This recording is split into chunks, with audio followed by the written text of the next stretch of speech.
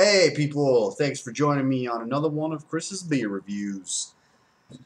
I have regrettably neglected to review this beer for quite some time now. That being said, I can only blame myself. Comes in a 4-pack. You know, 4-packs go pretty fast. There you go. Beer review thrown on the back burner, ends up getting drank. So, it is my pleasure to introduce something that I haven't been able to review in quite some time. You already know from the title, but I'm reviewing the St. Ambroise Brewery Blonde Pale Ale, I believe it was called. You got it. It's the Blonde Pale Ale. It's a 341 milliliter bottle at 5% ABV. We got a very original gold-looking color. I wish the lighting was just a little bit better in here. Sadly, and no offense to Hogarden because you're magnificent, but I am not using a St. Ambrose glass today. There's a good reason for it, and that is because it's right there, and it's waiting for me to open in a couple weeks. So, Mcauslan Brewery, I believe, if I can remember correctly, is from Quebec, Canada. Let me just double check here for you. And it is from, oh, here, I'll read the whole thing in the back here. Very tiny. St. Ambrose Pale Ale was the first specialty beer to be bottled and sold in Quebec. That is interesting. This classic full-bodied, coal-filtered pale ale takes its name from St. Ambrose Street in Montreal, which runs along the historic Lachine Canal, where the brewery is located. Ingredients, I'm going to read them after. You know, I was able to benefit from this beer because I actually found it in the assorted section, which is very rare. And sorry, I got a little bit of water here. Just pouring out the water. No more excess water on my glass. And here it goes. Look at that fine color. Already looks very much like a blonde. It's probably a little bit more brown than, you know, the average blonde that I'm used to seeing. But you know, it really does. Wow, you know what? The fuller it got, the less of a blonde it looked. On the outside, you have a very light-looking blonde, beerish color, and throughout the middle, I guess, literally, that is what your pale ale color looks like. It's you know what? This is the first time I've actually poured it out and made that comparison, where it really does have both colorful attributes.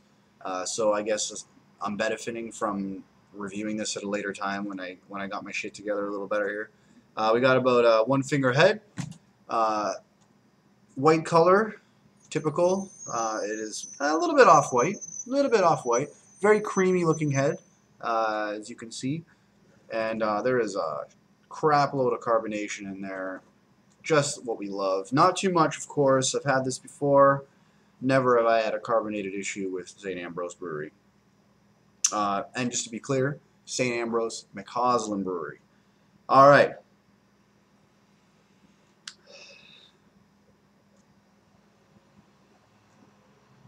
Now, I'm actually picking up on a little bit more of a pale ale aroma. I'm not picking up on a blonde aroma in this beer. And believe it or not, it actually kind of somewhat has a hint of like a, I don't want to say it because it's gonna kind of downgrade your expectations for this beer, but it almost kind of smells like, you know, like a Budweiser or a Alexander Keith's, but you know, fortunately enough, this does not taste anything like those beers. So here goes. I don't have a very good nose, so that's why I gotta smell beer more than the average guy.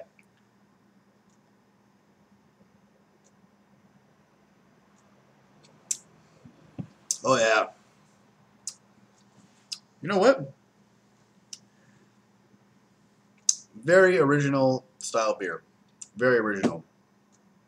You really do have a blonde taste in there. You got a pale ale taste in there. And you know what? You still do have a little bit of kind of like I don't know, kind of like a malty Alexander Keith's kind of taste in there, but with all of its other wonderful attributes, it still comes together as a very well-rounded beer. The front, my initial interpretation of the taste as it was entering my mouth was that it filled my mouth. It was like a very it was almost like a creamy layer around my cheeks, and then as soon as I swallowed it, it was gone. I had the wonderful sensation of a blonde beer going down my throat, and then the strange aftertaste of a malty Alexander Keith's taste. So well-rounded, all over the place, right there. I got that just from one taste. As you can tell already, this is going to have some decent lace here.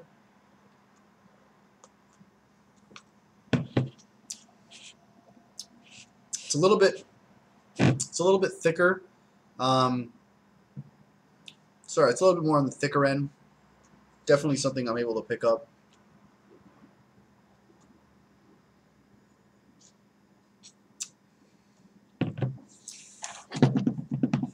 All right. The ingredients say that there is water, malted barley, toasted wheat, and hops. Really not picking up on any malted barley in there. Really not picking up on any toasted wheat in there. But it does say a little bit something about the taste that I'm getting, like the taste I'm getting when I'm experiencing the thickness of it as it's in my mouth. A strange explanation of this beer, but there's a lot of things going on in there. If I wouldn't have read the back of that beer bottle, I would have even said that it's possible that there are some fuggles in this beer. Something that I usually pick up on in a English ale style beer. So I could even relate this to an English ale, strangely. All over the place this one is. Would I buy this again? Yes. Do I wish it would be a little bit better in some factor? Yes. I wish it would be a little bit more appealing in the taste factor, but there's a lot of effort that's gone into this beer. It's not bad. It's only 4 bottles in a case, so you get what you're paying for. It's not one of those, expensive 4-packs, I don't believe. We might be talking about like $11 here or something at the most, which is, it's a little up there, but you can't really blame them, right?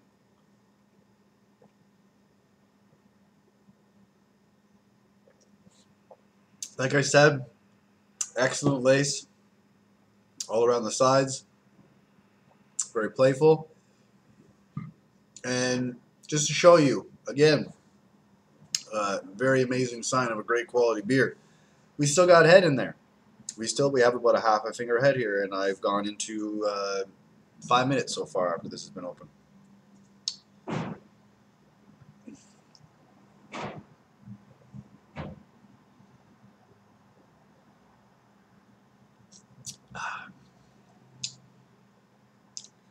If I were to introduce somebody to beer, this definitely wouldn't be one of those beers, but for a beer reviewers, beer connoisseur, beer snobbery perspective, this is right up there.